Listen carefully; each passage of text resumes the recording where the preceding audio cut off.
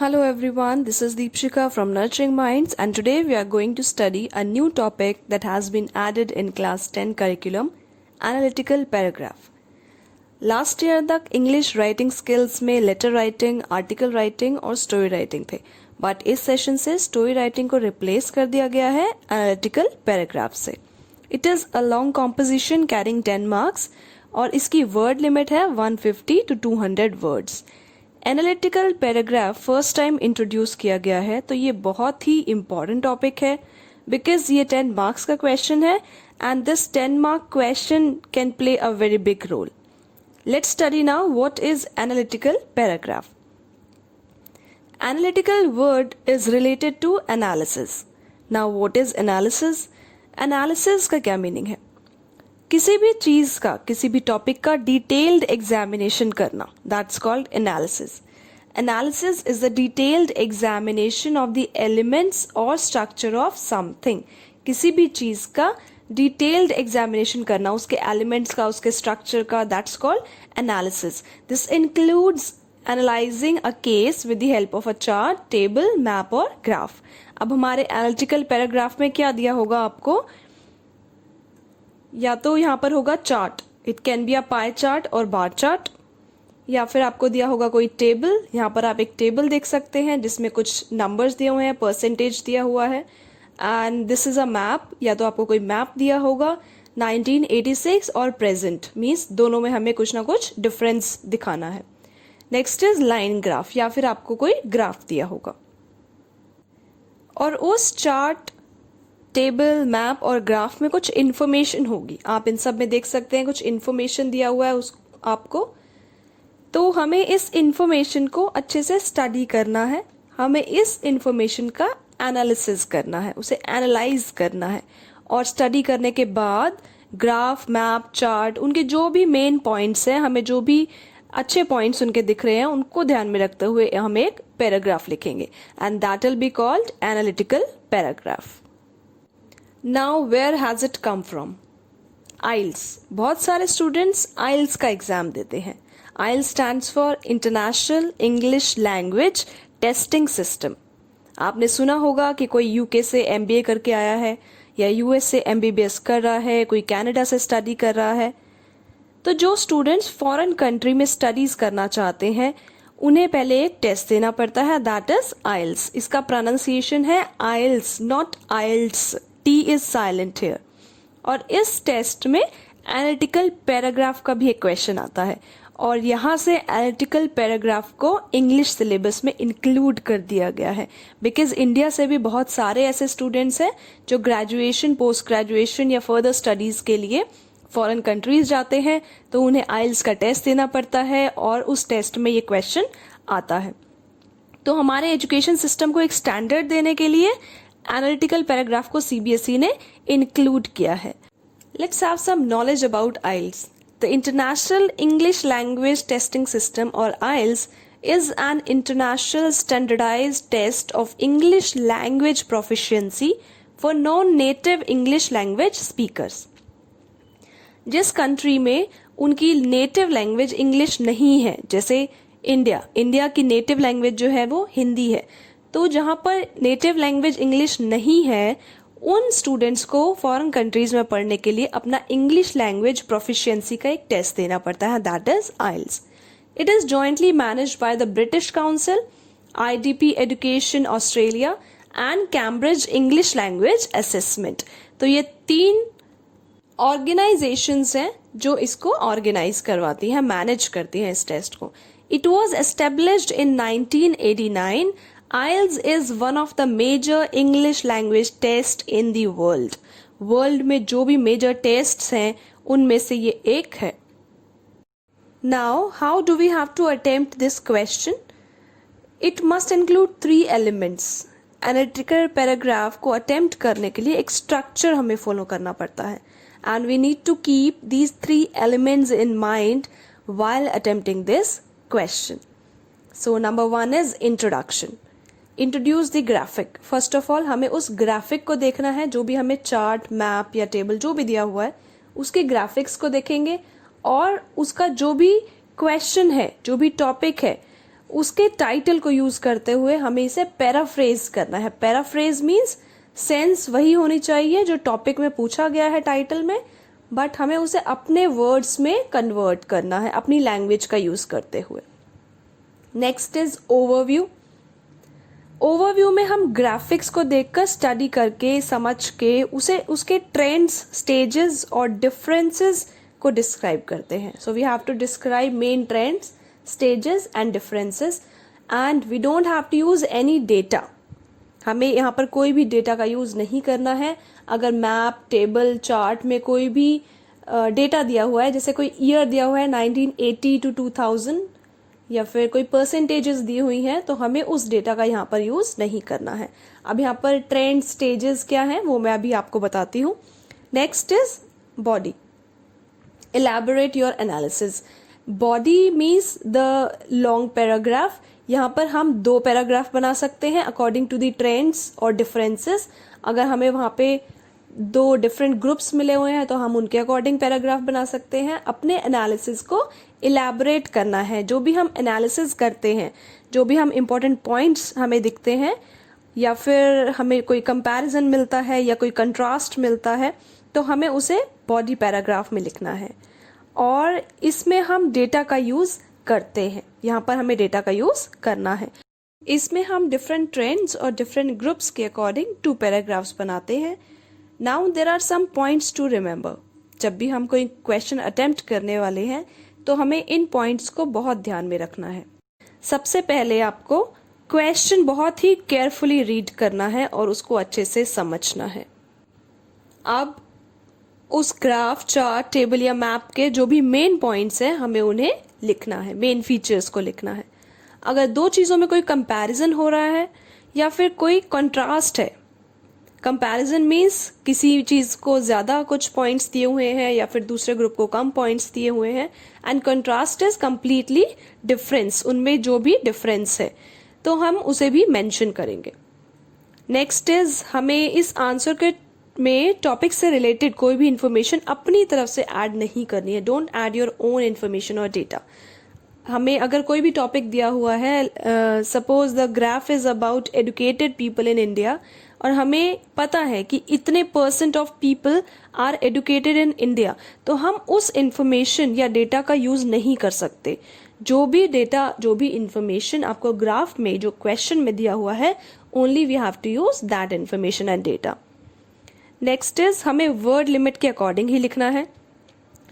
अगर word limit हमारा दिया हुआ है 150 to 200, सो हमें ट्राई करना है कि हम अपना पैराग्राफ जो है 160 to 190 के बीच में फिनिश कर दे। ना तो लिमिट को 200 से ज़्यादा लिखना है, ना वो एक्सीड हो और ना ही वो 150 से कम रहे। So today in this video we are going to discuss line graph. और लाइन ग्राफ में सबसे इम्पॉर्टेंट चीज़ है trend. Now what is trend?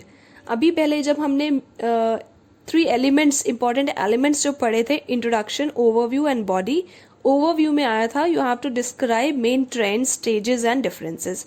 तो यहाँ पर ट्रेंड का क्या मतलब है? यहाँ इस पिक्चर में आप देख सकते हैं red line represents women and blue line represents main. Blue line थोड़ा सा इंक्रीज हो रहा है, फिर शार्प इंक्रीज है, यहाँ पर बहुत ज़्यादा इंक्रीज है। ऐसे ही रेड लाइन पहले इंक्रीज हुई थोड़ा सा और फिर स्लाइटली डिक्रीज हुआ है, फिर थोड़ा सा उसमें वो गिरावट आई है, नीचे की तरफ गया है ग्राफ। तो ये इंक्रीज, डिक्रीज, बढ़ना, उसका कम होना ग्राफ का, दैट्स कॉल्ड ट्रेंड। हमें ग्राफ, लाइन ग्राफ में ट्रेंड को समझकर ही पैराग्राफ को लिखना है। Let's take an example now. यहाँ हमारे पास एक लाइन ग्राफ है and the question is The graph shows the number of books read by people at Indian Public Library from 2011 to 2014. Summarize the information by selecting and reporting the main features and make comparisons where relevant. Word limit is 150 to 200 words. अब हमारे पास यहाँ पर एक graph दिया हुआ है, you can see this is x axis जहाँ per year दिए हुए हैं 2011, 12, 13 and 14.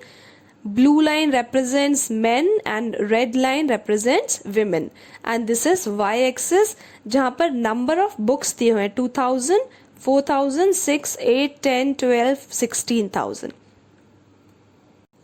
सबसे पहले हमें इस ग्राफिक्स को देखकर हमें समझना है ट्रेंड को। अब आप ट्रेंड को कैसे समझेंगे, यहाँ पर आप एक लाइन ड्रॉ कर सकते हैं एंड हेयर ऑल्सो। तो ये इससे पता चल रहा है जो ट्रेंड है दैट इज इंक्रीजिंग। हालांकि उसमें यहाँ पर रेड लाइन में थोड़ा सा बाद में जो है वो डिक्रीज हुआ है, but overall it is increasing from 2011 to 2014। तो अब यहाँ पर हम ग्रुपिंग कर सकते हैं मेन और विमेन की, हम यहाँ पे उनका ग्रुप बना सकते हैं, या फिर हम यहाँ पर ट्रेंड्स के अकॉर्डिंग लिख सकते हैं। So let's start with first point that is introduction. अब इंट्रोडक्शन में आपको ये जो क्वेश्चन दिया हुआ है इसी को पैराफ्रेज करना है। पैराफ्रेज मीन्स इसी लाइन को हमें यूज करना है और अपने वर्ड्स में लिखना है। सो फर्स्ट हम लिखते हैं introduction. The question is, the graph shows the number of books read by people at Indian Public Library from 2011 to 2014. अब हम यहाँ पर लिखेंगे the line graph presents the sum total of books read by men and women at Indian Public Library between 2011 and 14. अगर आप इन दोनों sentences को पढ़ेंगे, दोनों का मतलब बिल्कुल सेम है, but the difference is words. जो वर्ड्स है हमने वो थोड़ा सा चेंज कर दिया है, दैट्स कॉल्ड पैराफ्रेजिंग। हमने उसको पैराफ्रेज कर दिया, अपने वर्ड्स में कन्वर्ट कर दिया है। ग्राफ इज सेम, ग्राफ को हमने लिख दिया लाइन ग्राफ। शोज को हमने कन्वर्ट कर दिया प्रेजेंट्स में। द नंबर ऑफ बुक्स को हमने कन्वर्ट कर दिया the sum total of books. Read by people, इसको हमने चेंज कर दिया बिकॉज यहाँ पे ग्रुप है मेन और विमेन का, so it is read by men and women. Public library वो सेम ही रहेगा, Indian public library. Now the years are given from 2011 to 2014, तो हमने इसको लिख दिया बिटवीन 2011 एंड 14। इसका मतलब अब भी यही है कि वो 4 इयर्स की हम बात कर रहे हैं, और अगर हम लिखते हैं फ्रॉम दिस टू दिस तो वो भी उसका सेम मीनिंग है। So this is how we have paraphrased it. हमने इसको अपनी लैंग्वेज में पैराफ्रेज कर दिया। Now we have to write second point, that is overview. Overview में हमें जनरल डिस्क्रिप्शन देना है, ट्रेंड्स को बताना है, स्टेजेस या डिफरेंसेस को बताना है। हमें कोई भी डेटा का यूज यहाँ पर नहीं करना है। तो मैंने जैसे आपको पहले बताया था, आप देख सकते हैं ब्लू लाइन जो है फाइनली ओवरऑल इसका ट्रेंड जो है वो अपवर्ड्स है, इंक्रीज हो रहा है, और रेड लाइन का ट्रेंड भी इंक्रीज हो रहा है। तो हम यहाँ पर लिखेंगे overall this library registered an upward trend in the reading activities of its members over the period। जो भी हमें पीरियड दिया हुआ है फ्रॉम 2011 टू 2014, उस पीरियड में उन 4 इयर्स में जो ट्रेंड है वो इंक्रीज ही हुआ है। Although female readers read fewer books in the last years compared to the previous years। अब प्रीवियस ईयर्स में 2011 में देखिए उन्होंने अराउंड 5,000 बुक्स पढ़ी हैं, और 2012 में ये बढ़कर हो गया 8,000, 2013 में हुआ ये 10,000, बट 2014 में ये फिर से हो गया कम 7,000। तो प्रीवियस ईयर्स में उन्होंने ज़्यादा बुक पढ़ी है as compare to the last years. Overview में हम सिर्फ इतना ही मेंशन करेंगे ट्रेंड क्या है, और हमने ओवरऑल उसको क्या हमने समझा है। Next is body paragraph. अब हम यहाँ पर 2 पैराग्राफ बना सकते हैं, अबाउट मेन एंड विमेन या फिर according to the trends. So let's see the first paragraph. The number of books read by female doubled in the first 2 years. First 2 years में वो अराउंड डबल था। 11 में 5,000 था, तो 12 में वो अराउंड 8,000 हो गया, उससे थोड़ा सा कम है डबल से, but it is around double. It was about 5,000 इन 2011। अब हम यहाँ पर डेटा का यूज कर रहे हैं। 2011 में कितना था? 5,000, and during the next year women red 8,000 books, which were twice more than that red bye there counter parts in the same year. अगर आप मेन का देखेंगे तो मेन ने 2012 में ये बुक्स पढ़ी हैं 4,000, और विमेन ने पढ़ी है 8,000, सो दैट वाज ट्वाइस, तो उनसे डबल था।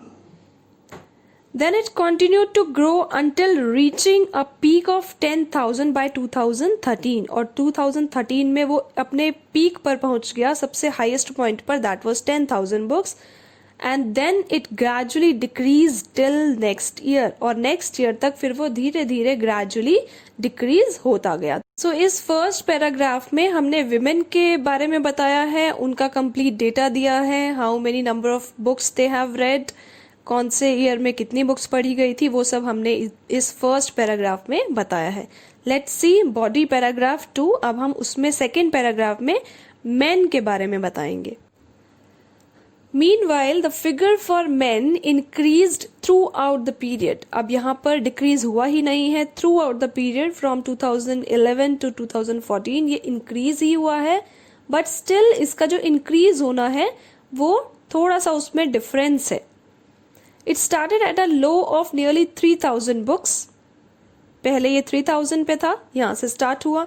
There was a dramatic rise before it outnumbered the figure for women in 2013.